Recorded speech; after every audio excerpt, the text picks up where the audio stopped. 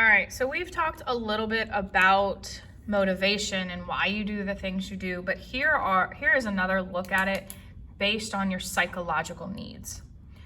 So there's two different theories. There's actually a lot of different theories. Here are two.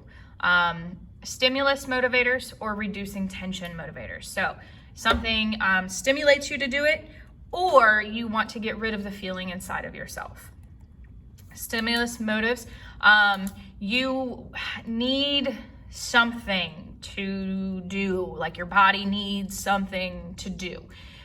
Explore, you need to create something, you need to change something. Outside, maybe you want to go build something.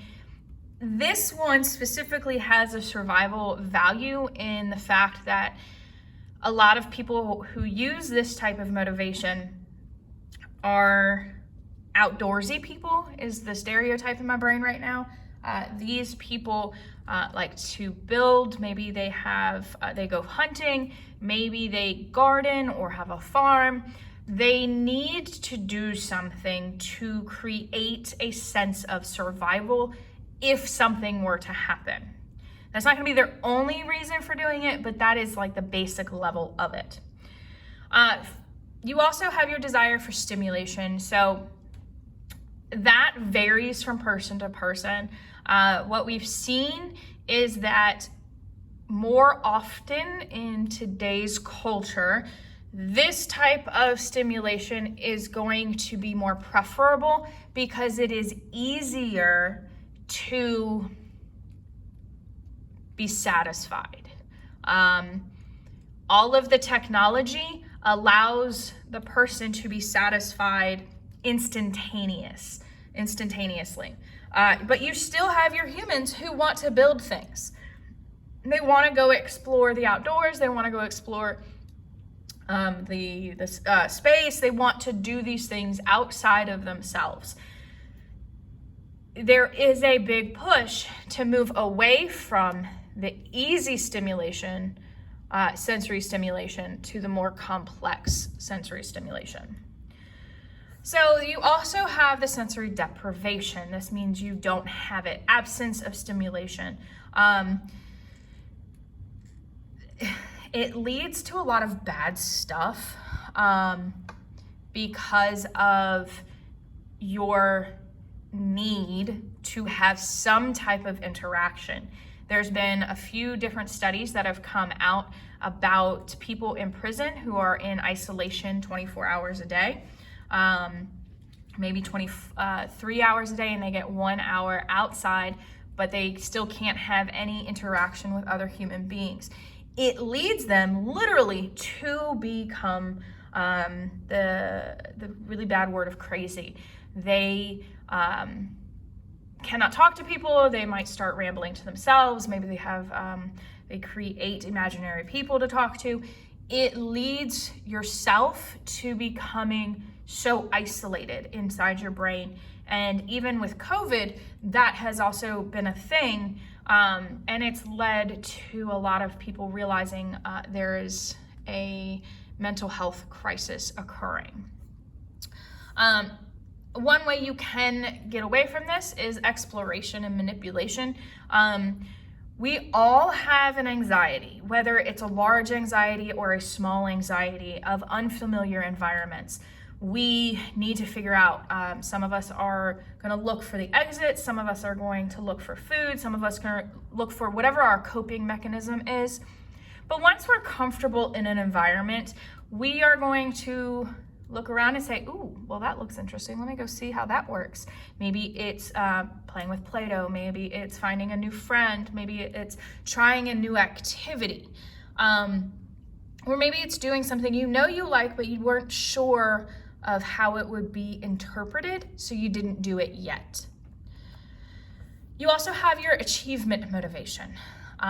These people need the external validation of performance, the ribbons, the trophies, the A+.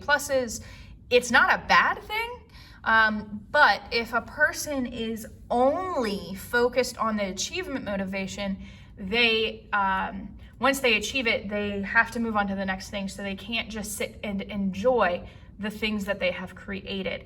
They're always looking ahead. They're not seeing how far they have come. This is where you get extrinsic versus intrinsic. Are you motivated by something outside of yourself? That's the extrinsic, external factors. And it could be noticing how well you've done. It could be a pay raise. It could be so many different outside things. Or are you an intrinsic? I'm only going to do that if I want to do it. Ugh. There are people who are both intrinsic and extrinsic. They do things for themselves, but they really enjoy every once in a while getting the pat on the back. Those people do exist. I am one of those people, but they're not as common because as a society, at least in the United States, we have been overwhelmingly extrinsic. And that's why if you pay attention to participation ribbons and trophies, people, depending on the parent, are either totally for it because it is gonna help my kid want to do it more, or you're really against it and your thought is, well, they did great, but they shouldn't win a trophy just for participating. They should just enjoy it. And that's where there's a big push within the last 5 years about this. We also use the motivators to reduce tension. All right, so I walk into a room, I don't know anybody, but how can I act so that people will either act like me or they'll be fine with me and just leave me alone? This is the cognitive consistency. This is the idea that I have to act a certain way, think a certain way, so people will like me. We have to hide what we truly want. That is a way to reduce the anxiety within yourself that you will not be accepted for your beliefs. We definitely have become a society that if you don't believe the exact same way that I believe, then we cannot be friends. That's a problem. Because if you only hang out with people that believe the exact same way that you believe, how do you learn something new? You don't have to, overall, on a lot of subjects, I'm not saying every subject, on a lot of subjects, have to agree 100% with every single person in your life. As long as you can have a civilized conversation and move on with it. You have your balance theory. This is looking at that whole idea of matching your ideals and opinions to the people around you. And it is going to reduce the tension. People overall do not like confrontation. So how can I reduce that? By only being around people who I can be on the same level with. We won't have any disagreements. Cognitive dissonance theory, it's the idea that we have to match everything. So if we're looking at the color in front of you, hold on, let's see if I can get rid of this. Oh no, come back. Okay, hopefully that'll go away in a second. Now, if we're looking at the everything, what word is that? What word is that? What word is that? Now, what color is that? What color is that? What color is that? If your brain, the second time we went through it, if your brain was like, that's red, that's blue, that's yellow, then your right brain is probably your most dominant. If your brain, the second time we did it, not the first time, the second time, if your brain said purple, yellow, black, you're more logical, your left brain. And that just tells your brain which side controls it And how do I match those two things in my brain so it makes more sense?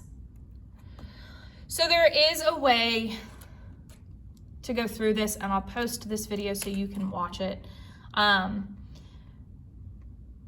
the idea is we're going to increase the dissonance, the brokenness, if the action and the belief don't go together. So I need to either change the belief, I need to either change the action, or I need to change action perception. So what does my brain perceive? So I can lower the dissonance. So somebody who says that they'll never go swimming, and then they get in a pool. They can't swim, but they got in the pool. That increases the dissonance. So what do we need to change? Does that person need to change the idea that they can't swim, so they need to learn how to swim? Do they need to stay out of the pool? Or they still can't swim, so they just stay in the shallow end, so we're going to lower the dissonance. How do you handle that brokenness? So here's a way. I'm not cheap and I don't lie easily. So I'm going to give you a piece. I did the boring task and lied for $1. Did boring task and lied for $20. I'm not cheap and I don't lie easily. Both of them lied. But which one's more acceptable? Lying for $1 because I lied and said the boring task is very fun. Or I did the boring task for $20. Boring task is not fun. So where is the brokenness? Is it okay? I'm not cheap. Which one's most important? That's where the breakdown comes from. Affiliation. I want to be part of something larger, something bigger. I need this big group of friends. I have to be part of this team.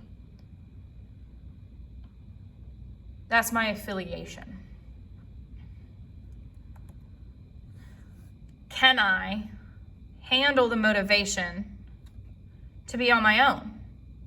Or do I have to be part of something bigger? What is your motivation?